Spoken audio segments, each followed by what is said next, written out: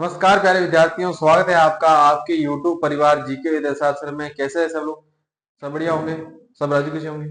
सबको good morning, जय श्री कृष्णा, राधे राधे, जय श्री राम। कुछ अभी जो आने वाले 10 दिन है उसमें हो सकता है थोड़ी क्लास डिस्टर्ब रहे, मतलब एक एक दिन का हो सकता है, एक आध दिन का गैप हो। कोशिश करेंगे कि नहीं हो, लेकिन हो सकता है गैप हो जाए, ठीक है, क्योंकि आगे जो है अपने एग्जाम आने वाले हैं थोड़े से, तो उसकी वजह से थोड़ा डिले भी हो सकता है, एक आध दिन, है ना। रोज नहीं कह रहा हूँ, एक आध दिन हो सकता है, तो उसे थोड़ा एडजस्ट कर लीजिएगा। बाकी जो भी नए बंदे जुड़ रहे हैं अपने, काफी पिछले दिनों से कुछ, ठीक है, अपने सब्सक्राइबर बढ़ रहे हैं, तो जो नए जुड़ रहे हैं वो सब्सक्राइब कर रहे हैं, उनके लिए धन्यवाद। और जो बिना सब्सक्राइब किए हुए देख रहे हैं, ठीक है, तो सब्सक्राइब कर दीजिए जल्दी सी। और अपने जो वीडियो को स्टार्ट करें, मतलब करौली का इतिहास स्टार्ट करें। थंबनेल में देख लिया होगा करौली, और अपन अपने जो है भरतपुर आज खत्म कर लेंगे, ठीक है। करौली का छोटा ही है, अभी 20 मिनट लगेंगे, 20 मिनट भी नहीं लगेंगे। तो मैं बात करूँ, सबसे पहले तो वीडियो को लाइक करना है, चैनल को सब्सक्राइब करना है, और उसके बाद में जो है अपन को आगे बढ़ना है। पिछली क्लास में जो है अपन ने जैसलमेर पढ़ लिया था और अलवर पढ़ लिया था, ठीक है। पिछली क्लास में थोड़ी तबीयत ठीक नहीं थी, तो कमेंट आए थे तो वो मैंने बता दिया था भाई, तबीयत ठीक नहीं थी, अभी बिल्कुल ठीक है, ठीक है। उस वजह से मैंने थोड़ा लिखवाया जाता था पिछली क्लास में, वो तो समझाने में कमी रह गई थी, हो सकता है, ठीक है। वैसे रखते नहीं है कमी, लेकिन हो सकता है कि रह गई हो, तो जो है उसको पूरे कर देंगे वापस से अपन, है ना। एक बार समझा देंगे, आप एक जो है एक बार अपनी मिडियल हिस्ट्री पूरी कर लेते हैं, एक क्लास रखेंगे जिसके अंदर सारा समझा देंगे अपन ना। तो सबसे पहले अपन स्टार्ट करते हैं करौली का इतिहास, है ना। करौली के इतिहास के अंदर जो सबसे पहले अपने को जो है एक आदमी दिखता है इसके अंदर, करौली के इतिहास के अंदर, वो है, उसका नाम है विजयपाल, ठीक है। करौली का इतिहास बेसिकली है थोड़ा पुराना, लेकिन मतलब कि उतने ज्यादा अपन को एविडेंस नहीं मिलते, या फिर उतना बड़ा नहीं है, ठीक है। उतना बड़ी अपनी छाप नहीं छोड़ पाया है, पुराना, ठीक है। लगभग 1040 के आसपास स्टार्ट हुआ था ये, ठीक है। जो ये अपना विजयपाल है, विजयपाल जो मथुरा की सूरसेन शाखा है, कौन सी? मथुरा की सूरसेन शाखा है। वो सूरसेन शाखा से जो है ये अपने संबंध रखता है, कहां से? मथुरा की सूरसेन शाखा से। ध्यान रहे, देखो, जो मथुरा की सूरसेन शाखा से संबंध रखता है ये। और इसने जो है 1040 ईस्वी के अंदर, कहां पर? 1040 ईस्वी के अंदर जो है इन्होंने बयानों को अपनी राजधानी बनाया था, ठीक है। मतलब ये लिखना ही है कुल मिला के, करौली जो है, करौली एक ऐसे समझ के चलो कि इसके अंदर ज्यादा ज्यादा अपन को लिखना है, ज्यादा समझाने की चीजें आएगी, मैं वहां पर समझा दूंगा। जो अपना विजयपाल है, विजयपाल के अंदर ये है कि मथुरा की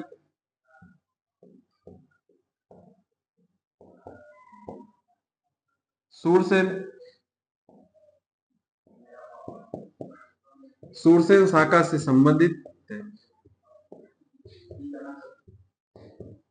मथुरा की सूरसेन शाखा से संबंधित है, ठीक है। इसके बाद में बात आती है कि इन्होंने 1040 ईस्वी के अंदर कब बनाया था? 1040 ईस्वी के अंदर जो है इन्होंने बयानों को अपनी राजधानी बनाया था। बयाना जगह पड़ती है अपने कहां पर? भरतपुर के अंदर, ईस्वी में। बयाना, अपने जो बयाना है वो नील की खेती के लिए ज्यादातर प्रसिद्ध है। कौन सी? नील की खेती। नील आप जानते हो, महात्मा गांधी ने वो नील की खेती के लिए वो किया भी था आंदोलन, ठीक है, वो जानते हो आप। मतलब बेसिकली वो नहीं आए थे, लेकिन उन्होंने साथ दिया था एक तरह से। आपने 10th क्लास के अंदर इंग्लिश में वो पढ़ रखा होगा पार्ट, नील, नील की खेती वाला। तो यहाँ पे जो है बयाना कहाँ पे जगह पड़ती है? भरतपुर के अंदर, ठीक है। भरतपुर के अंदर जगह पड़ती है बयाना। 1040 के अंदर बयाना को राजधानी बनाया, बस इतनी सी बात है इनके अंदर, ठीक है। एक एक दो दो लाइन है, किसी किसी में एक एक लाइन होती है जिसके अंदर पढ़ने की चीजें ही नहीं है, इसलिए 1040 का स्टार्ट हो रहा है, और एक पन्ने के अंदर आप लिखोगे ना, तब आपको ज्यादा से ज्यादा एक पन्ना लगने वाला है, ठीक है। एक पन्ने के अंदर पूरा जो अपने करौली का इतिहास आ जाएगा।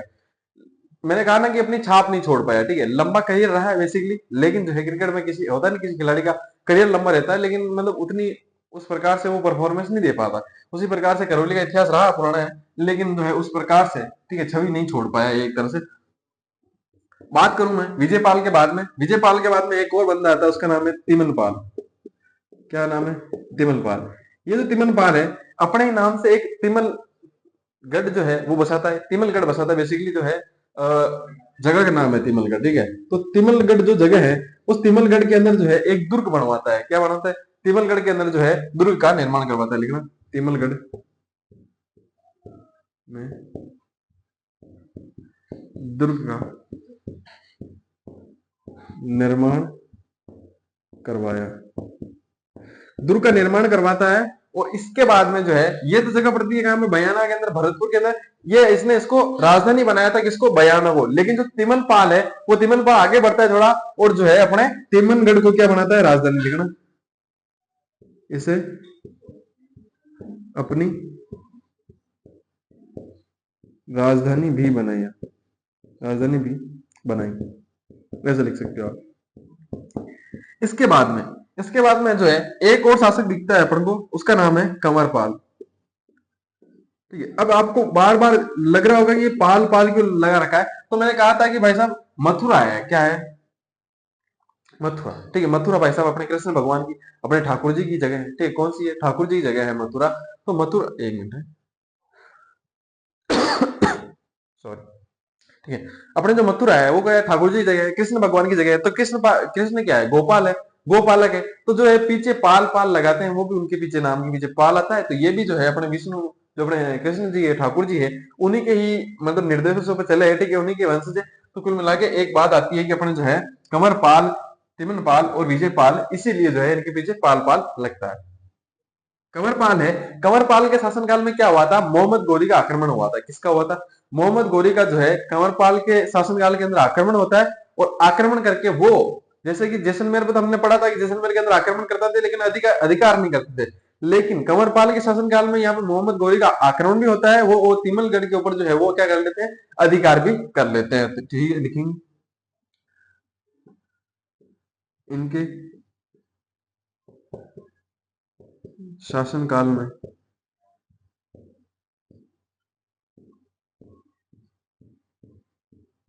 मोहम्मद गोरी, मोहम्मद शमी मत लिख देना भाई साहब, मैंने क्रिकेट फैन कहीं उतावले नहीं हो जाए, बुमराह जैसे उतावला हो गया था आज। ठीक है ना, विकटे में विकटे ले ली। पहले इंडिया जब 150 पे ऑल आउट हुई लगा भाई साहब काम खत्म हो गया, लेकिन फिर 67 पे 7 है ना, थाला बोरा रीजन। मोहम्मद गोरी, इनके शासनकाल में मोहम्मद गोरी ने तिमनगढ़ पर आक्रमण किया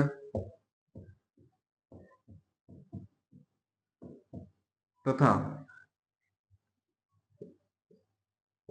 अधिकार कर लिया। क्या कर लिया, अधिकार कर लिया। किसके ऊपर, तिमनगढ़ के ऊपर जो है अधिक मतलब आक्रमण भी करता है। और आक्रमण करके बेसिकली बात है, मोहम्मद गोरी भाई साहब है तो जीत ही जाएगा। ठीक है, ये तो करौली छोटी सी रियासत है।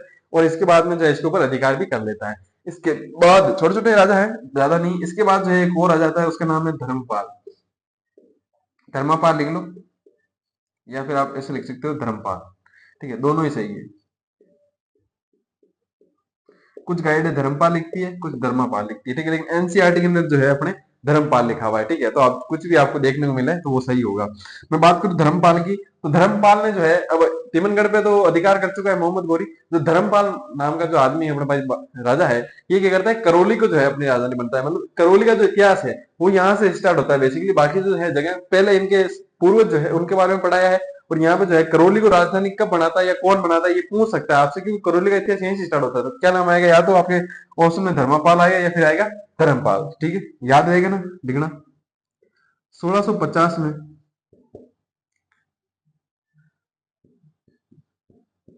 करौली को अपनी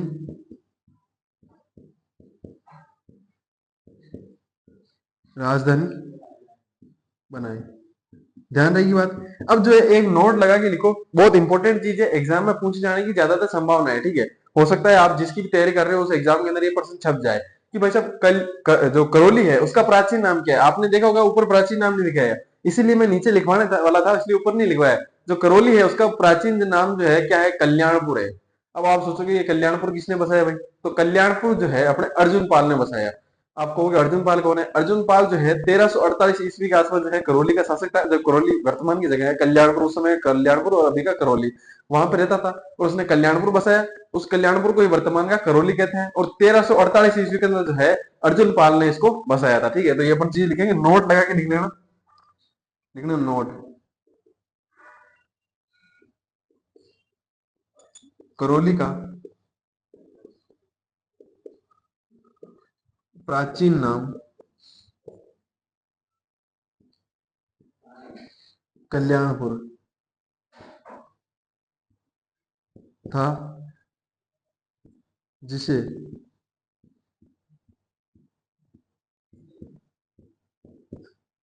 अर्जुन पाल ने 1348 ईस्वी में बसाया। ठीक है, ध्यान रहे कितनी बात, बस यही नोट लगा कि ये हो सकता है दो लाइनों में, देखो मैं आपको हो सकता है तीन चार लाइनों में लिखवा दूं इनके बारे में, थोड़ा बड़ा चढ़ा के बता दूं, लेकिन मतलब नहीं है ना। करौली के इतिहास में जो आपको इंपॉर्टेंट चीज लगाने की चीज है, वो आप धर्मपाल को लगा सकते हो इस धर्मपाल के अंदर, या फिर इसको जो है इंपॉर्टेंट लगा सकते हो, ये प्रश्न जो है आपके बन सकता है। या फिर जो है बन सकता है कि कौन से शासक के शासन काल में, मतलब करौली के किस शासक के शासन काल में जो है मोहम्मद घोरी ने आक्रमण किया था। ठीक है, वो पूछ सकते हैं आपको। ठीक है, बाकी ऊपर वाले में प्रश्न बनने का चांस कम है कि तिमलगढ़ के अंदर दुर्ग का निर्माण किसने करवाया, या बयाने वो राजधानी विजयपाल ने कब बनाई, ये प्रश्न बनने के कम चांसेस है। जो चांस है वो अपने कमरपाल वाला बन सकता है, और इसके अलावा जो है धर्मपाल वाला बन सकता है प्रश्न। ठीक है, दो प्रश्न बन सकते हैं यहाँ से, और एक प्रश्न यहाँ से बन सकते हैं अपने, तो ये तीन प्रश्न है बेसिकली। इसलिए जो है चीजें समझाने वाली है, मैं ज्यादा समझा रहा हूँ करौली के अंदर, क्योंकि करौली एक छोटा सा पार्ट है पूरा। ठीक है, आप देखोगे अभी अगले जो पेज आएगा मतलब अगला जो स्लाइड है उसके ऊपर लगभग वो ये पूरा भी हो जाएगा करौली। यहाँ तक जो है अपन लिखेंगे धर्मपाल तक। ठीक है, इसके बाद में जो है अगला है अपना गोपाल पाल, पढ़ेंगे उसके बारे में। दो तीन राजा और बने, उसके बाद करौली खत्म, और भरतपुर जो है अपने स्टार्ट करेंगे। भरतपुर को एकदम तगड़े तरीके से पढ़ेंगे। ठीक है, जातों प्लूटोन नबीन सभी आ जाएंगे अफलातून में।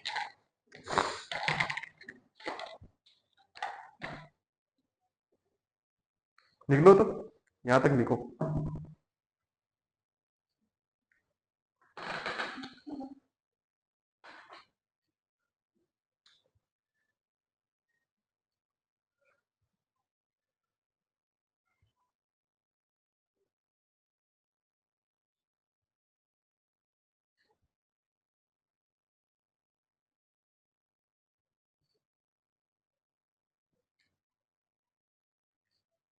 लिख लिया होगा, चलो लिखो लिखो फटाफट।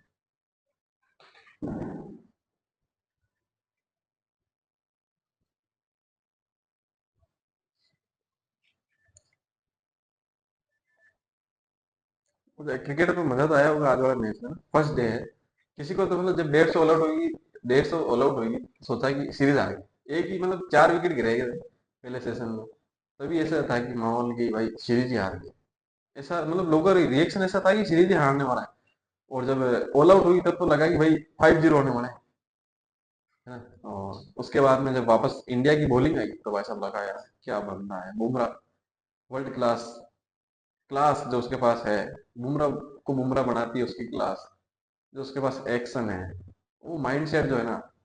देखो माइंडसेट आपको ठोकरे खाने से आएगा, वो जो आपकी दिलेरी है आपके पास, वो एक इंसिडेंट से आएगा। मतलब आपके साथ एक दुर्घटना होगी, दुर्घटना वैसा नहीं है भाई साहब किसी तरह के जाके आप भचीट खा जाओगे, वो दुर्घटना नहीं। ठीक है, वो आपके साथ ऐसी परिस्थितियां आएंगी, उसमें से आप अगर निकलोगे, वो ये ना लोहा, ठीक है, वो वाली जो कहावत है कि भाई साहब लोहा उसके अंदर आग के अंदर तपता है तभी वो बनता है, ये नहीं फलाना ढींगला। ठीक है, तो वो क्यों है कि वो परिस्थितियां, मतलब ऐसा नहीं है कि आप भाई साहब आग में जाके जलोगे, आग में जाके जलने की जरूरत नहीं है। मतलब परिस्थितियां, ठीक है, वो आप जैसे जैसे परिस्थिति झेलते जाओगे उसी प्रकार से आप कठोर बनोगे। वो कठोर था। और जो है उसके बाद अगर कोई आपके ऊपर आपत्ति आएगी तो आपको फर्क भी नहीं पड़ेगा, है ना। वो आपको छोटी सी सुई की तरह लगेगी, मतलब छोटी चुभी और खत्म मामला। उसी प्रकार से जो है बुमराह एक समय 2016 का वर्ल्ड कप आपने जिसने देखा हो T20, उसके अंदर बुमराह ने एक नो बॉल डाली थी। ठीक है, एक आई थिंक एक या दो नो बॉल डाली, मेरे को एक ही याद है, जिसके ऊपर विकेट मिला था और नो बॉल हो गई थी, उस कारण से जो है मैच हार गई थी, शायद वही कारण हो सकता है। या फिर एक आधा जडेजा ने, शायद जडेजा आई थिंक, या रोहित शर्मा था, या जडेजा ही था मेरे हिसाब से, तो उसने जब कैच पकड़ा था तो बाउंड्री पे उसका पैर लग गया था, और एक आधी नो बॉल पता नहीं किसने डाली थी, ये मेरे को याद नहीं है। बुमराह ने उस दिन जो है 2 विकेट लिए थे, और दोनों शायद नो बॉल हो गई थी, कुछ ऐसा था। तो वहां पे इंडिया हार जाती है। उसके बाद जो है दिल्ली के अंदर पोस्टर लगता है कि भाई साहब अगर लाइन क्रॉस करोगे तो ये हो जाएगा, जो अपने ट्रैफिक सिग्नल होता है वहां पर, उसको देख के पाकिस्तान ने पूरे पाकिस्तान के अंदर ही लगा दिए ऐसे बोर्ड। तो उसके बाद सोचा है, बुमराह ने पोस्ट किया भाई साहब कि अपने जो है इंडिया वाले रेस्पेक्ट नहीं कर रहे हैं अपने खिलाड़ियों की, तो बाकी तो क्या ही करेंगे, पाकिस्तान में लग रहे हैं तो वो तो जायज है लगेंगे, क्योंकि खुद इंडिया वाले ही नहीं कर रहे रेस्पेक्ट। तो दिल्ली पुलिस का शायद ऐसा ट्वीट आया था, भाई साहब कोई काम तो करो ऐसा कि अपना सम्मान करे तुम्हारा, है ना। तो उसके बाद में सोचो बुमराह कैसा होकर निकला है कि उसके हाथ में जब बॉल होती है तो हर बॉल पे लगता है भाई साहब अकेले की गिल्ला बाहर है। ठीक है, कम से कम आउट तो है अगला, ऐसा लगता रहता है। अगर आपको मतलब कि ऐसा लग रहा है कि अनप्लेबल बॉल पे कोई बोल्ड हुआ है या नहीं खेल सका, तो वो बुमराह की गेम है सिर्फ। ठीक है ना, लिख लिया होगा।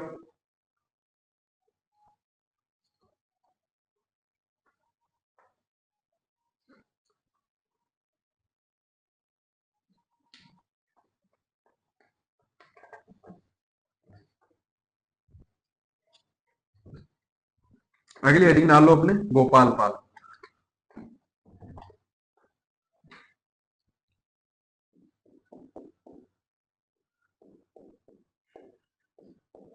गोपाल पाल। गोपाल पाल की जो है, मैं एक बात पहले बता चुका हूँ आपको, ठीक है, बहुत बार बता चुका हूँ। जब मैंने एक बता रहा हूँ, मैं तो वैसे ही बता रहा हूँ, ठीक है। मैंने आपको गोपाल पाल कब पढ़ाया था, गोपाल पाल का नाम पहले भी आ चुका है एक बार, ठीक है। बताओ कब पढ़ाया था मैंने। मारवाड़ पढ़ाया था मैंने, आई थिंक उस समय पढ़ाया था मैंने गोपाल पाल का नाम। देख लो मारवाड़ में गोपाल पाल कहाँ आया था, करौली कहाँ आया था, एक बार देख लो करौली का स्थान कहाँ था मारवाड़ के अंदर। आमेर के अंदर भी शायद बताया होगा, जिक्र किया होगा, लेकिन करौली का नहीं किया होगा, उस चीज का जरूर किया होगा। गोपाल पाल जो है मैंने लिखवाया था, हुडा सम्मेलन हुआ था, हुडा सम्मेलन में जो है करौली की तरफ से कौन आता है, गोपाल पाल आता है, ठीक है। हुडा सम्मेलन हुआ था ना, उसी समय पढ़ाया था मैंने मारवाड़ के अंदर ही, है ना, अपने अजीत सिंह के टाइम में, दुर्गादास राठौड़।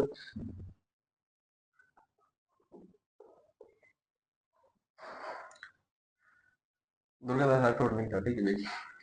अपने जो है गोपाल पाल, गोपाल पाल जो है हुडा सम्मेलन में भाग लिया, लिखवाया हुआ है वैसे तो, लेकिन फिर भी ध्यान रहे भाई, हाँ लिया था बस, सिर्फ लिख लेना, हुडा सम्मेलन में भाग लिया।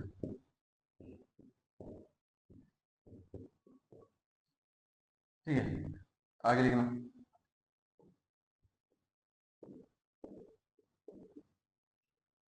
मदन मोहन मंदिर बनवाए थे यार, कौन सा बनवाए थे इन्होंने।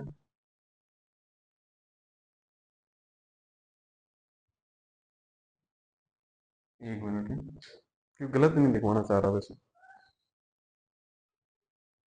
हाँ मदन मोहन ही है, ठीक है, मैंने जो लिखा था सही है। मदन मोहन मंदिर बनवाए, मदन मोहन मंदिर बनवाए, ठीक है, क्यों गलत नहीं लिखवाना ना, आपके यहाँ पे एग्जाम में जाओ और गलत हो जाए, उससे अच्छा वैसा कंफर्म कर लेना चाहिए, है ना। तो मदन मोहन मंदिर बनवाए। कौन से मंदिर बनवाए, मदन मोहन मंदिर बनवाए थे बस। ये मदन मोहन मंदिर थोड़े से इंपोर्टेंट इसलिए हो जाते हैं कि मतलब देखने में थोड़े से खूबसूरत है ना, इसलिए। आगे वाला अपना राजा लिखेंगे, हरबख्श पाल। खत्म हो गया बस, हरबख्श पाल। हरबख्श पाल के बारे में एक ही बात ध्यान रखनी है, अंग्रेजों से संधि की थी, ठीक है। पूछ सकते हैं आपसे कि करौली के किस शासक ने जो है अंग्रेजों से संधि की थी या कब की थी, तो इसके अंदर अपन को तारीख भी मिलती है, कौन सी, 9 नवंबर, 9 नवंबर 1803 में, 1803 में, 17 में सॉरी, 1817 में अंग्रेजों से संधि कर ली, संधि कर ली, ठीक है, इतनी बात है। इसके बाद में अपन करौली का लास्ट शासक पढ़ेंगे, नाम है नर सिंह पाल। क्या नाम है, नरसिंह पाल, ठीक है।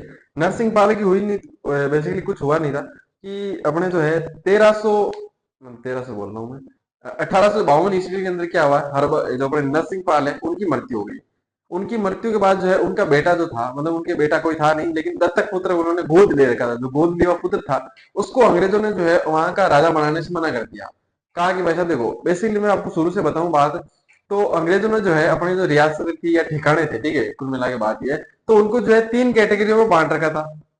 कौन कितनी कैटेगरियों में, 3 कैटेगरियों में, तीन जो है अपने अलग अलग श्रेणियों में बांट रखा था, जिसमें सबसे पहले वो श्रेणी आती थी, मतलब वो ठिकाना जो किसी का अंडर नहीं रहा, मतलब किसी की गुलामी नहीं कभी भी, गुलामी मतलब या किसी से संधि नहीं की कभी भी, तो वो सबसे पहले वो आता था, जिसमें अपने मेवाड़ आ गया, संधि मतलब उसके अंडर आके दबाव में आके, जैसे अपने मेवाड़ मारवाड़ हो गया, बीकानेर तो बड़ी बड़ी थोड़ी बहुत रियासतें, बीकानेर तो वो जो अपने एक पुस्तक लिख के जो है उन्होंने बताया था, वैसा बताओ उनको भाई जब अपन बड़े हैं, ठीक है। अब अंग्रेजों ने क्या है कि गलती ये कर रखी थी, वैसे किसी को फिक्स कर नहीं रखा था, ठीक है, वो मैं बताना भूल गया कि जो दूसरी श्रेणी में वो आते थे जिन्होंने जो है अपने अंग्रेजों से संधि कर रखी थी, ठीक है, किससे, अंग्रेजों से संधि जिसने कर रखी थी वो जो है सेकंड श्रेणी में आते थे। अब थर्ड श्रेणी में वो आते थे जिन्होंने अंग्रेज मतलब जिन रियासतों को या जिन ठिकानों को अंग्रेजों ने ही बनाया था, जैसे धौलपुर हो गया, झालावाड़ हो गया, तो उन रियासतों को क्या अंग्रेजों ने ही बनाया था। अब पहली वाले में क्या है कि अलग अलग श्रेणी क्यों बनाई, तो उन्होंने कहा भाई जो पहली श्रेणी में आते हैं वो तो अपने मन मर्जी से काम कर सकता है, ठीक है, मान लो उनको कुछ निर्माण कार्य करवाना है, किधर भी कुछ काम वाम करवाना है, ठीक है, वो अपना डिसीजन खुद ले सकता है, कोई दिक्कत नहीं है, हमारा उसमें इंटरफेयर नहीं होगा। लेकिन जो द्वितीय श्रेणी का आदमी है वो काम तो करवा सकता है, ठीक है, लेकिन अपनी मर्जी से नहीं करवा सकता, मेरी मतलब अपनी मर्जी से वो खुद नहीं करवा सकता, ठीक है, काम वो करवा सकते हैं लेकिन हमसे पूछ के करवाना पड़ेगा, अगर हमारी उसके अंदर सहमति है तो ही वो करवा सकता है। और थर्ड जो श्रेणी वाले हैं, ठीक है, वो अपना डिसीजन नहीं ले सकते, हम जो करेंगे वो हो सकता है कि उनकी क्या औकात है भाई साहब, उनको तो हमने बनाया है, ठीक है। तो उस प्रकार से जो है तीन श्रेणियां थी। अब यहाँ पे दिक्कत ये होगी कि करौली वाला जो है, करौली तो किसके अंडर रहा नहीं था लगभग लगभग, करौली वालों को करौली ने कहा वैसे हम तो प्रथम श्रेणी है, ठीक है, उन्होंने कहा नहीं नहीं नहीं तुम सेकंड श्रेणी का आदमी हो, ठीक है, करौली वालों ने कहा सेकंड श्रेणी, ठीक, मैंने कहा ना कि उन्होंने क्या फिक्स नहीं कर रखा था कि भाई तुम सेकंड श्रेणी का हो, फर्स्ट श्रेणी के हो, कौन से, ठीक है, कौन सी कैटेगरी में आते हो तुम, तो इन्होंने कहा वैसे हम तो सेकंड में मतलब फर्स्ट में, उन्होंने कहा नहीं तुम सेकंड में हो, तुम्हारा हम विलय करेंगे, क्या करेंगे, विलय, जो डलहौजी वाली नीति थी ना उसके अंदर जो है हड़प नीति जो थी उसके अंदर उसके अंतर्गत जो है इसका हम विलय करेंगे, ठीक है, उन्होंने कहा विलय कर दिया इसका। विलय करने के बाद जो है अपने करौली वाले जो है भाई साहब राजा बाजा जो इसके बेटे थे वो कहाँ गए, अपने जो है ब्रिटिश साम्राज्य था यहाँ पे, जो वहां पे जाते हैं लंदन, और लंदन जो है बोर्ड बैठता है कौन सा, बोर्ड ऑफ डायरेक्टर्स, वहां पे जाते हैं और वहां से शिकायत करते हैं, तो शिकायत करने के बाद जो है बोर्ड ऑफ डायरेक्टर्स इस बिल को क्या करते हैं, निरस्त कर देते हैं। इसके बाद में इनके जो बेटे हैं मदन मोहन, ठीक है, वो क्या बनते हैं अगले राजा बनते हैं, और राजा बनने के बाद जो है उन्हीं के शासन काल में जो है पहली बार दयानंद सरस्वती जो है 1865 के अंदर अपने राजस्थान आए थे, ठीक है, ध्यान देगी बात, चलो लिखो फिर देखना। 1852 में इनकी मृत्यु के पश्चात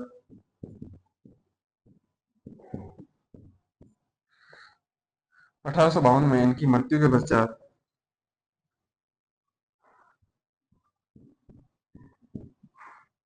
अंग्रेजों ने इनके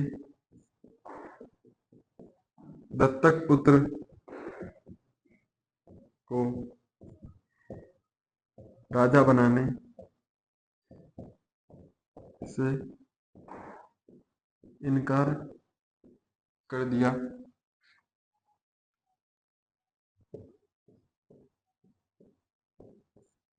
था।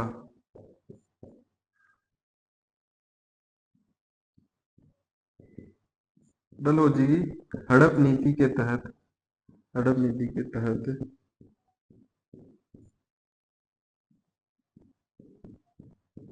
करौली का विलय कर दिया। आगे लिखिए, बोर्ड ऑफ डायरेक्टर्स ने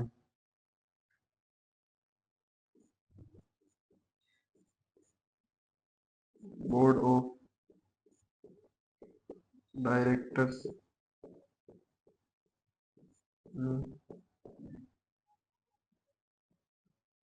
इस विलय को बाद में निरस्त कर दिया, ठीक है, ध्यान रखिए बात, चलो फिर आगे लिखना। इनके बाद अगले राजा मदन मोहन बने, जिनके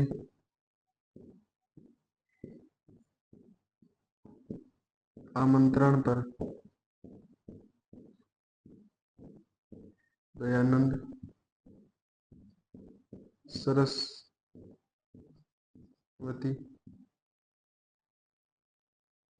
1865 में पहली बार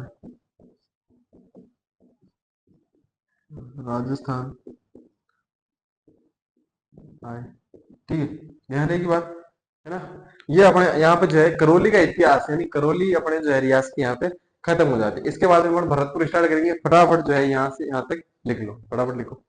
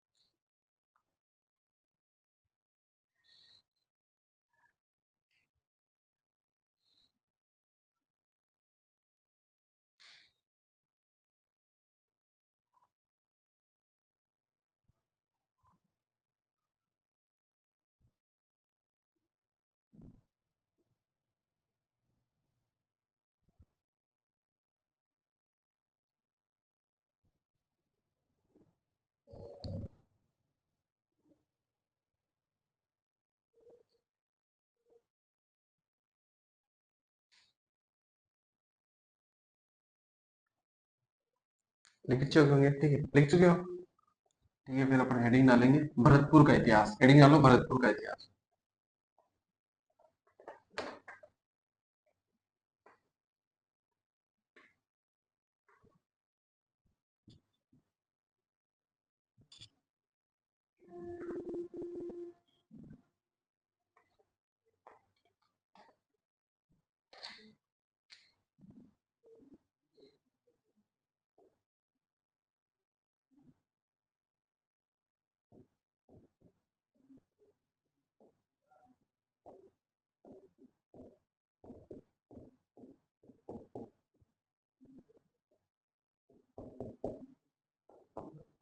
भरतपुर का इतिहास, ठीक है। सबको पता है कि भाई साहब भरतपुर के अंदर किसका शासन था। भरतपुर के अंदर जो है अपने जाटों का शासन था, ठीक है। जाट राजवंश का शासन था। कहाँ पर?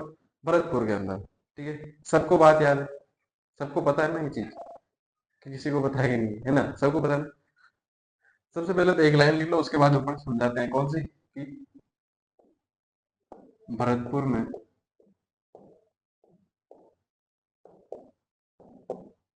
जाट राजवंश का शासन था, ठीक है। अब जाट भाई साहब आपने खतरनाक आदमी, ठीक है, देखा होगा आपके पास जाट तो रहते हैं राजस्थान में भाई साहब, खूब जाट है, ठीक है। जाट और ब्राह्मण सैंकड़ों ज्यादा, जाट और ब्राह्मण ही है मेरे हिसाब से ना। हाँ, जाट और राजपूत, जाट और राजपूत सबसे ज्यादा है। अब जाट और राजपूत सबसे ज्यादा है, तो यहाँ पे राजपूतों के अपन पढ़ चुके हैं कि भाई साहब खतरनाक खतरनाक आदमी थे। अब जो जाट है भाई साहब इतने तगड़े आदमी है कि इन्होंने क्या किया कि जब औरंगजेब था, ठीक है, औरंगजेब के बाद तो क्या है कि सारी धूल झाड़ी हो ही रखी थी, मतलब अंग्रेजों, मतलब इनकी मुगलों की, है ना। लेकिन जो है जब औरंगजेब था उसी समय एक आदमी का नाम था गोकुंदा। कौन? गोकुंदा जाट। ये रहने वाला था अपने तिलपत का। कहां पर? तिलपत का। तिलपत जगह है, ठीक है। तिलपत का रहने वाला था, बंदे का नाम था गोकुंदा जाट, ठीक है, ठीक है। क्या नाम है? गोकुंदा जाट है। गोकुंदा जाट। ये गोकुंदा जाट क्या करता है? औरंगजेब के खिलाफ विद्रोह कर देता है, ठीक है। नाम लेके जी तेजा जी का क्या कर देता है? औरंगजेब के खिलाफ विद्रोह कर देता है। विद्रोह में क्या करता है? विद्रोह के अंदर जो है एक जगह पड़ती है अपने, कौन सी? मथुरा। ये मथुरा के जो आसपास के क्षेत्र है उस क्षेत्रों के अंदर जो है अपने विद्रोह स्टार्ट कर देता है। लेकिन जो है इस विद्रोह को जो है अपने क्या कर देता है? औरंगजेब जो है इसका दमन कर देते हैं। इसके बाद में जो है एक और बंदा था, उसका नाम है राजा राम। क्या नाम है? राजा राम। ये बात है 1669 की, ठीक है। और ये जो बात कर रहा हूं मैं, ये है 1687 की, ठीक है, ध्यान रहेगी बात। अब जो है राजा राम, जो है राजा राम क्या करता है, एक जगह पड़ती है अपने, कौन सी?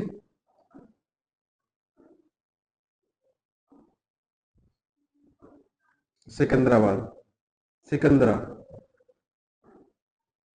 कौन सी? सिकंदरा। ये सिकंदरा जगह पड़ती है, और सिकंदरा के अंदर क्या है? अकबर का मकबरा। अकबर का मकबरा। खतरनाक आदमी है, ठीक है। कौन? राजा राम। राजा राम जाट। जाट लिख लो बोले, ठीक है। जो अपने राजा राम जाट है वो क्या करता है, सिकंदरा के अंदर किसका मकबरा बना हुआ है, अकबर का, वहां जाता है और अकबर की हड्डियां निकाल के वैसा दाग दे देता है। सोचो, औरंगजेब बैठा है एकदम छाती पे, भरतपुर से कितना दूर है दिल्ली, अच्छा आगरा कितना दूर है? कितनी दूर है, एकदम ये छाती के ऊपर ही बैठी है। वो तो आमेर, तो हम कहते हैं आमेर वालों ने संधि कर लिया, आमेर तो फिर भी और इधर है। भरतपुर तो भाई साहब एकदम छाती पे बैठा है, ठीक है। यहाँ पे अपने माता तो है दिल्ली नहीं है, ये भाई साहब कागजे के पास यहाँ पे बैठा हुआ है, ठीक है। दिक्कत हो जाती है ना। लेकिन भाई साहब राजा राम भाई साहब खतरनाक आदमी था। क्या किया, सिकंदरा गया और अकबर का मकबरा ही लूट के ले गया। औरंगजेब ने कहा ये क्या कर तुमने, ठीक है भाई साहब, अपने परदादा का, तो परदादा जो है अपने पूर्वज उनका, तो तुम ये ले गया तुम मकबरा लूट के। उसने कहा तो क्या हुआ, तो भाई साहब अपने टापा डरते हैं रोज रात को, यहाँ पे तुमने मकबरा बन गया, तुम्हारे दादा घूमते हैं, वैसा मोक्ष नहीं मिला, हमने तो इनको क्या कर दिया, हड्डी निकाल के जला दिया तो इनको मोक्ष मिल गया। उन्होंने कहा अच्छा, तो हड्डी ले गया, वहां पे जो है भाई साहब मामला जो था, जेवर वो सोना वोना था वो भी लेके लूट के चला गया। तो उन्होंने कहा भाई साहब मरे हुए आदमी के जो है मकबरे के ऊपर जो है अब यहाँ पे जेवरात क्या करेंगे, भाई साहब मैं लेके आ गया और अपने जेवरात बनवा दिया, अपने लुगाई खत्म, लुगाई टावर पहनेंगे तो सही, ठीक है, वहां पे क्या काम आ रहे हैं। यहाँ पर जो ये विद्रोह करता है, इस विद्रोह का भी जो है अपने दमन कर देता है कौन, औरंगजेब। कौन कर देता है, औरंगजेब। इसके बाद में जो है एक और आदमी आता है, उसका नाम है चूंडामन। क्या नाम है, चूंडामन, ठीक है। इनके दो बेटे थे, मैंने बता दिया था, मोहकम और जो बदन सिंह वाली कहानी जो है मैंने बता दी थी कि वो तलत संघर्ष हुआ था, उदय सिंह ने जो है इनका साथ दिया था, किसका, बदन सिंह का। बाद में जो है डी की जागीर दी थी, और डी की जागीर देने के बाद है पृथ्वीराज की उपाधि दी थी। ये चीज मैंने आपको समझा दी थी, है ना। अब मैं बात करूं कि दो बेटे थे इनके कौन कौन, एक तो बदन सिंह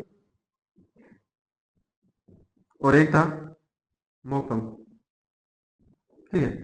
ये दो बेटे थे इनके। जो मोहकम की तो भाई साहब कहानी खत्म कर दी अपन ने, ठीक है, मोहकम की तो पढ़ना ही नहीं है। बदन सिंह, सबसे पहले मैं चूड़ामन की बात करूं तो चूड़ामन ने जो एक जगह पड़ती है धून, कहां पर, धून, धून पड़ती है भरतपुर के अंदर। तो धून है, भरतपुर है, यहाँ पे जो है इन्होंने दुर्ग का निर्माण करवाया, कहां पर, भरतपुर के अंदर, ठीक है। अब इस बच गया अपने बदन सिंह। बदन सिंह जो है डी के अंदर, क्योंकि डी के जाकर दे रखी थी, एक है अपने कुमेर, कौन सी, कुमेर, और एक जगह पड़ती है वेर। यहाँ पे भी इन्होंने क्या करवाया, इन्होंने भी जो है यहाँ पे दुर्ग का निर्माण करवाया। दुर्ग क्यों नहीं लिखा जा रहा, दुर्ग का निर्माण इन्होंने अपने जो है बदन सिंह ने, बदन सिंह जो जाट है, उन्होंने कहा कहां पर, अपने डी, कुमेर और वेर जो है, इन तीनों जगह पर जो है दुर्ग का निर्माण करवाया। और जो चुंडामन है उन्होंने धून के अंदर, ठीक है, जो भरतपुर के अंदर है, वहां पे जो है इन्होंने किसका, दुर्ग का निर्माण करवाया था, ठीक है। बात क्लियर है। मैंने स्टार्ट किया था, मैंने कहा था भरतपुर के इतिहास में सबसे पहले मैंने क्या बताया, यहाँ पे जो है जाट राजवंश का अपने जो है शासन था, शासन था। तो उसके बाद में जगह पड़ती है कहां से, तिलपत, तिलपत का भाई साहब अपने गोकुला जाट था। और उसने क्या किया, मथुरा के आसपास के क्षेत्रों में क्या किया, विद्रोह। लेकिन जो है औरंगजेब इस विद्रोह का क्या करता है, दमन कर देता है। इसके बाद में जो है 1687 के अंदर जो है राजा राम जाट सिकंदरा के अंदर जो अकबर का मकबरा है उसको लूट लेता है। लेकिन इस विद्रोह को भी जो है क्या कर देता है, औरंगजेब दमन कर देता है इसका। अब औरंगजेब के बचाने के बाद जो है भाई साहब उनने दम तो बचा नहीं था, लेकिन फिर भी जो है चूनामन जो है धून, एक है दो टावर थे मैंने बता दिए, कौन कौन, बदन सिंह और मोहकम। लेकिन चूनामन अपने शासनकाल के अंदर जो है धून भरतपुर के अंदर जो है दुर्ग बनवाता है। मोहकम की कहानी खत्म हो चुकी है, अपन कर चुके हैं। और बदन सिंह जो है डी के अंदर कुमेर वेर, डी कुमेर और वेर के अंदर जो अपना वेर है वहां पे जो है दुर्गों का निर्माण करवाता है। इतनी बात क्लियर है क्या। इसके बाद में अपन सूरजमल पढ़ेंगे, फटाफट यहाँ तक जो है अपन लिखते हैं, चलो।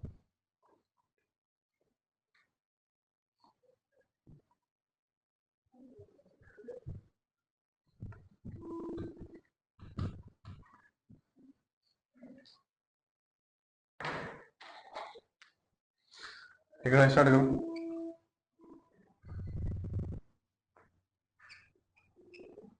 तिलपत के,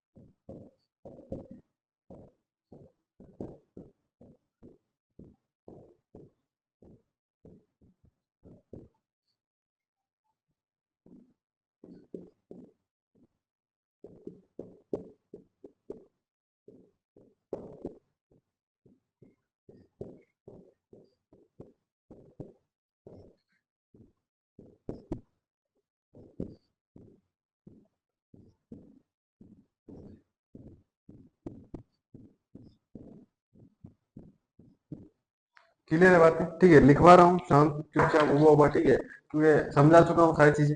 अभी दो ही लाइन हो रही है, उसके बाद में साथ साथ में लिखते रहो, क्योंकि समझा तो चुका हूँ, ठीक है, समझाना नहीं है। साथ साथ में लिख लिया होगा, उसके बाद में डायरेक्ट सूरज में स्टार्ट दूंगा मैं, ठीक है ना। 1 मिनट का टाइम दूंगा सिर्फ लिखने के लिए, फटाफट साथ में ही लिखो। विद्रोह करता है जहाँ पे सिकंदरा में अकबर का मकबरा लूट लेता है, औरंगजेब इस विद्रोह का दमन कर देता है, ठीक है, इतनी बात लिखवाई थी मैंने। क्या इसके आगे, हाँ, चूड़ामन वाली बात रहेगी, ठीक है। चूड़ामन में धूम भरतपुर में दुर्ग बनवाया। इसके बाद में कौन था? बदन सिंह। बदन सिंह की बाकी बातें वहां कर चुके हैं, लेकिन जो बची हुई है वो यहाँ पे लिख देते हैं, निर्माण कार्य है लगभग लगभग, ठीक है ना। बदन सिंह ने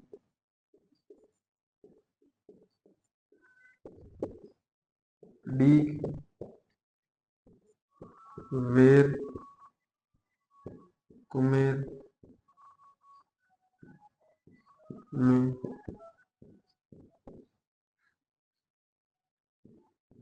दुर्ग का निर्माण करवाया। क्लियर है बातें? ठीक है, यहाँ तक समझ में आ गया होगा। लिखो फटाफट यहाँ तक, तब तक मैं सही भर लेता हूँ, है ना। गन रिलोड कर लेते हैं अपन, उसके बाद चलाते हैं अपन। सूरजमल आ रहा है।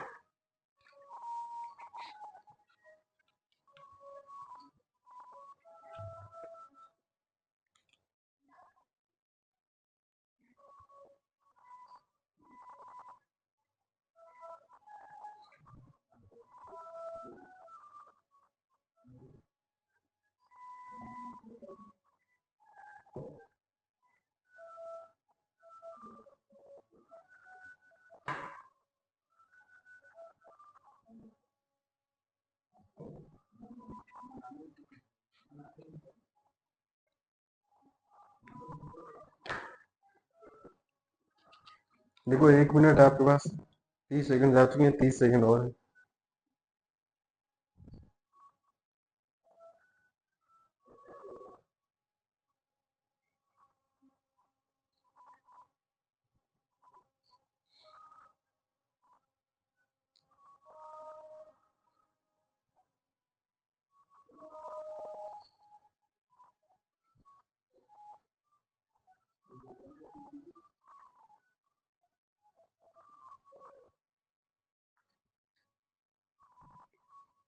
लिख लिया?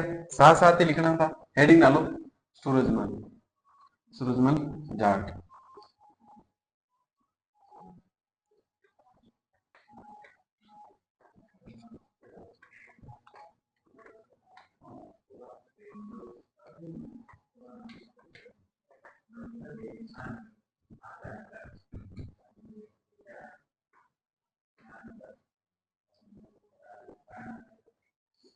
1 मिनट आप हेडिंग डालो।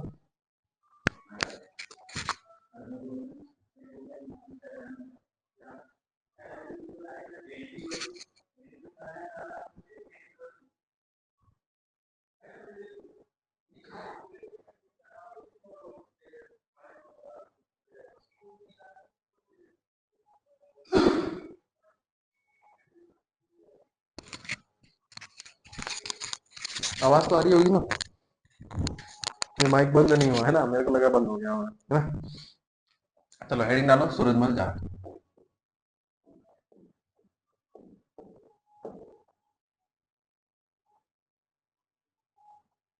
सूरजमल जाट।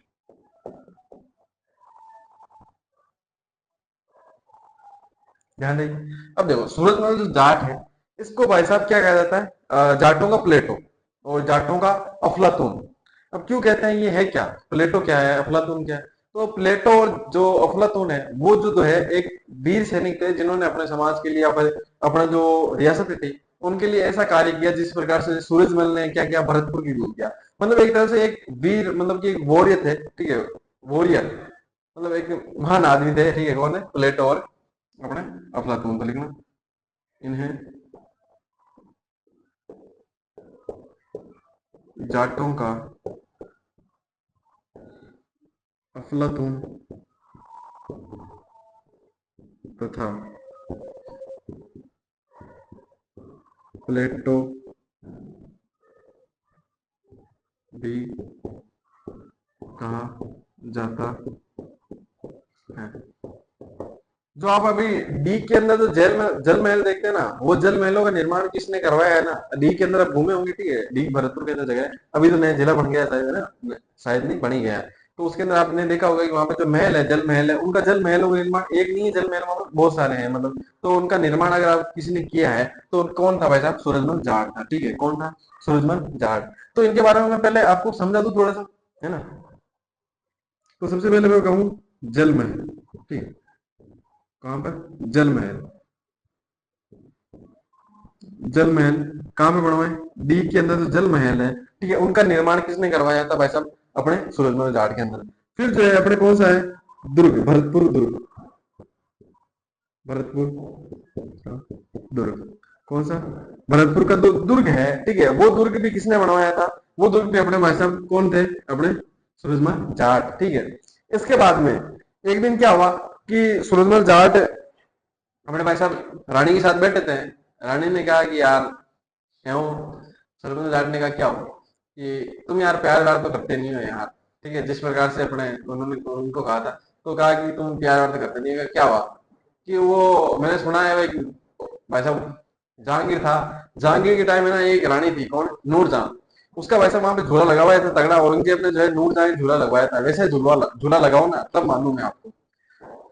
सूरजमल ने कहा कि तेरे को वैसा चाहिए, वही ला दूं तो, उन्होंने कहा कि भाई साहब वो तो दिल्ली के अंदर पड़ा है, आप कैसे लेके आओगे, कहा, तू टेंशन मत कर, तू तेरे को चाहिए ना। उन्होंने कहा ठीक है भाई साहब, जाट आदमी घबराए थोड़ी, जाटों के तो भाई साहब ऐसा ही मामला होता रहता है, ठीक है, तो जाट जो सूरजमल जाट है वहां से उठते हैं और जाते हैं कहाँ पे, दिल्ली, दिल्ली में जाते हैं, सबको धो धुआ के क्या ले आते हैं, जो नूर जहां का जो झूला था वो ले आते हैं, और भरत जो डी के जो जल महल है उन जल महलों के अंदर लगवा देते हैं, और रानी कहते हैं आराम से झूला खाओ, ठीक है। अपने क्या है कि मामला थोड़ा सा हटके रहता जाटों का, है ना, लिखेंगे तो वो नूरजहां का जो है अपने झूला भी इन्होंने लगवाया था। इसके बाद में जो यहाँ पे लिखने बताए हैं, नूरजहां का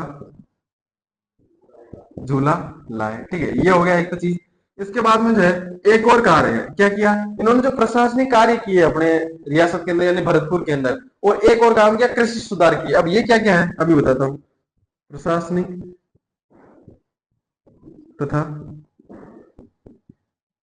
कृषि सुधार, प्रशासनिक तथा कृषि सुधार किए इन्होंने।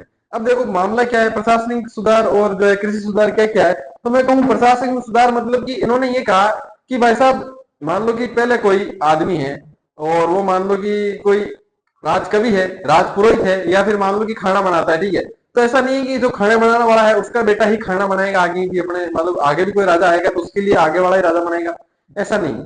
कोई मान लो कि मान लो अपने यहाँ पे सिपाही है तो उसका अगला बेटा ही सिपाही बनेगा, ऐसा नहीं। मतलब ये जो नौकरी है वो मतलब कि ऐसे जन्म के आधार पर नहीं होगी कि उसका बेटा बेटा, जैसे राजा का राजा बेटा राजा का बेटा राजा बनता है, उसी प्रकार के उससे बेटा ही जो उसका पद नहीं संभालेगा, जिसमें योग्यता होगी, जिस प्रकार से आपके अभी पद निकलते हैं ना भाई साहब, इतने पदों पे अपन ने विज्ञप्ति दी है, जो योग्य होगा वो यहाँ पे आके नौकरी करेगा, उसी प्रकार से जो है यहाँ पे वहां पे विज्ञप्ति निकाली एक तरह से कि भाई साहब इस पद के लिए ये योग्यताएं हैं, जो योग्य होगा वही इसका हकदार होगा, ठीक है। ये तो हो गया अपने प्रशासनिक सुधार। उसके बाद में कृषि सुधार क्या है, कृषि सुधार ये देखो, कृषि ऐसा नहीं है, देखो आप सोचते हो आजकल की यार खेती कर रहे हैं, खेती करने वालों को आप ऐसे देखते हो, ऐसे क्या कहते हैं? मतलब कि ऐसे भाव जो है आपका वो एक गलत भाव से देखते हो, गलत नजरिए से देखते हो, मतलब कि कैसे आप कहते हो ना किसी को कि भाई साहब ये तो खेती करता है, खेती नहीं करता मतलब गरीब ही होगा, 100%। भाई साहब ध्यान है आपको, जाओ हरियाणा के अंदर हनुमानगढ़ जाओ, कम से अब हरियाणा में जाओ, हनुमानगढ़ श्री गंगानगर चल जाओ, ठीक है, वहां पे क्या मिलेगा आपको, वहां पे फॉर्चुनर वाले किसान मिलेंगे आपको, जिनके पास क्या है, फॉर्चुनर है, स्कॉर्पियो है, अपने पास थार है, वो थार वारों में घूमते हैं, फॉर्चुनर में स्कॉर्पियो के अंदर घूमते हैं। क्यों, क्योंकि वहां पे ऐसे ही पैदावार है, अपन को खेती करने का तरीका नहीं आता ना। अपन मान लो कि खेती करो, कोई दिक्कत नहीं है आपको, खेती करने का तरीका आना चाहिए भाई साहब की, मान लो कि मिश्रित खेती होती है, या फिर क्या अपन क्या कहते हैं 5 बीघा के अंदर अपनी खेती करके अपन सोचते हैं ये खेती, वो खेती नहीं है, वो तो गुजारा है एक तरह से, ठीक है। खेती करना मतलब कि 5 बीघा के अंदर 50 बीघा, 100 बीघा, 150 बीघा, 200 बीघा के अंदर खेती करो, ठीक है, तब जाके आपको प्रॉफिट होगा। देखो मान लो कि आपका क्या है, 1 बीघा के अंदर मान लो कि आप सोचो कि यार एक मैंने ना पिछले साल जो है 10 बीघा के अंदर खेती की, लेकिन मेरे को तो यार 50,000 की इनकम हुई, कितने की, 50,000 की मेरे को सिर्फ इनकम हुई, 50,000 से क्या साल निकलेगा? तो भाई साहब किसने कहा तुमको 10 बीघे के अंदर करो? तुम करो भाई साहब 100 बीघे के अंदर खेती।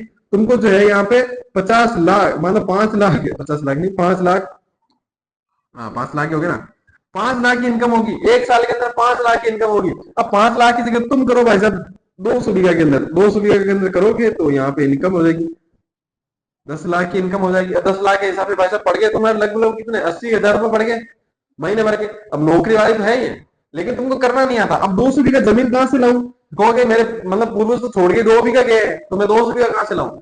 अरे तो किसने कहा 200 बीघा तुम्हारी लो?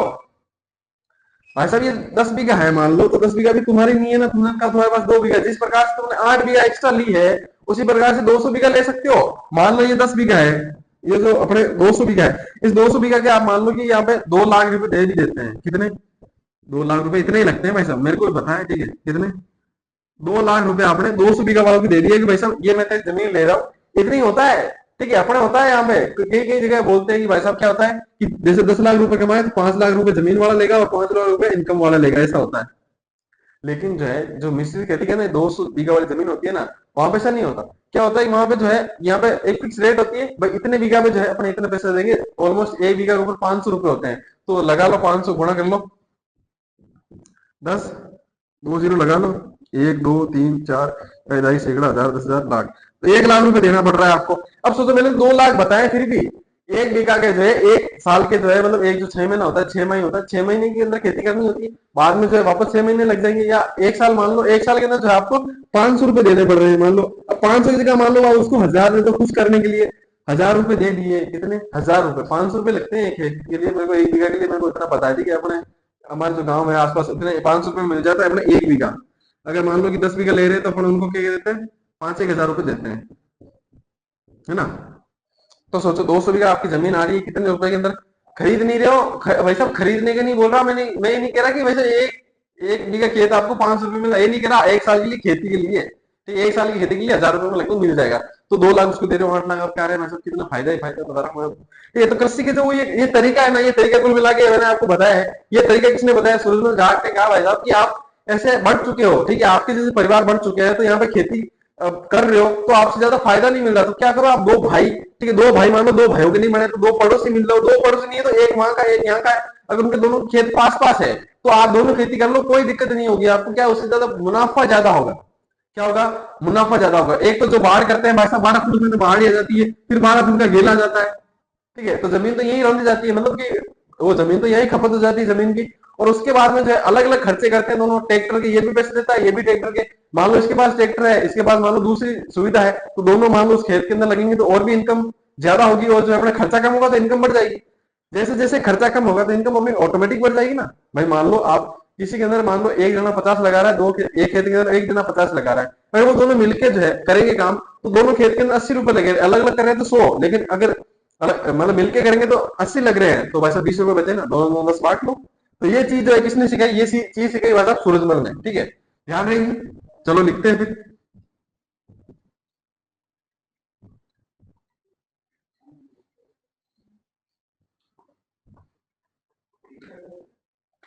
लिखना। सबसे ऊपर क्या लिखा था? हम्म, डीग में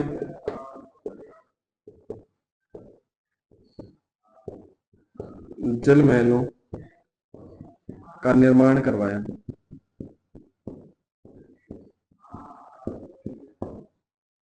आगे लिखना।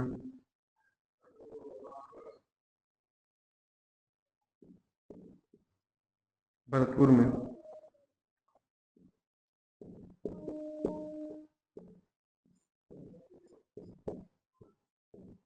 दुर्ग का निर्माण करवाया। आगे लिखना।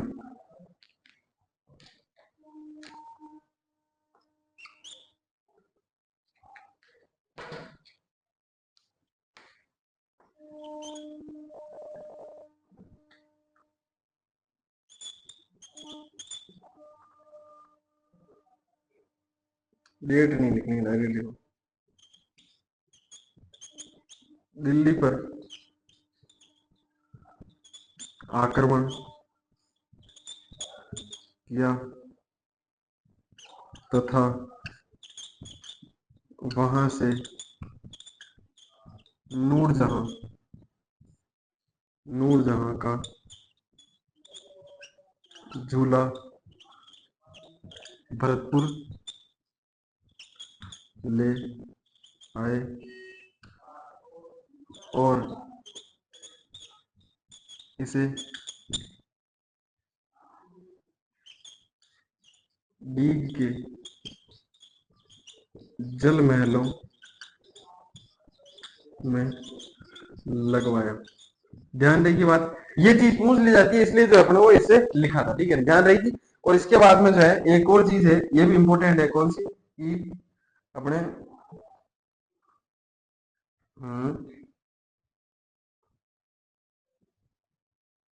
ये तो भाई साहब खत्म ही है, इसी से लिख लो।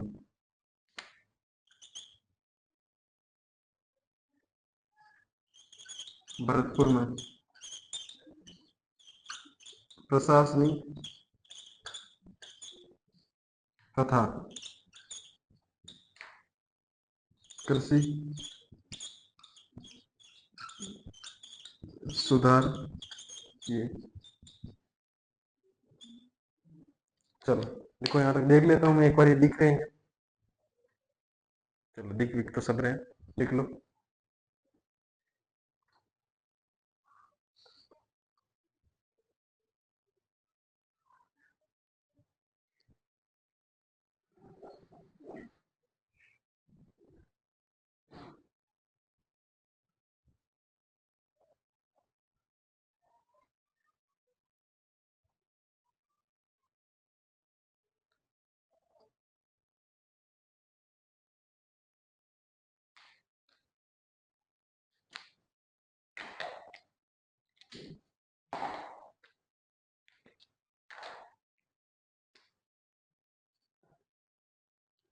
लिख लो,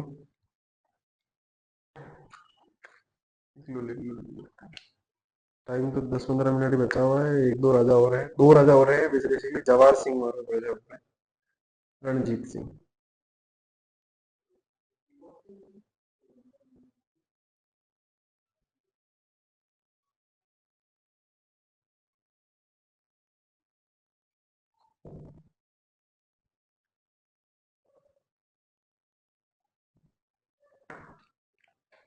लिख लिया होगा, आगे बढ़े, चलो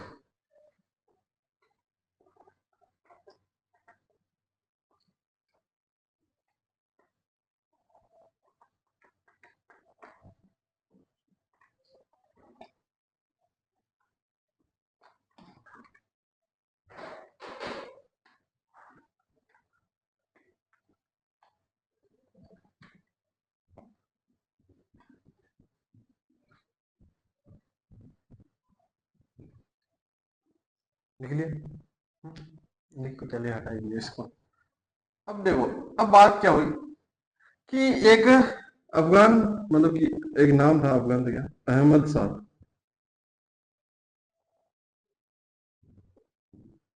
क्या नाम था? अहमद शाह।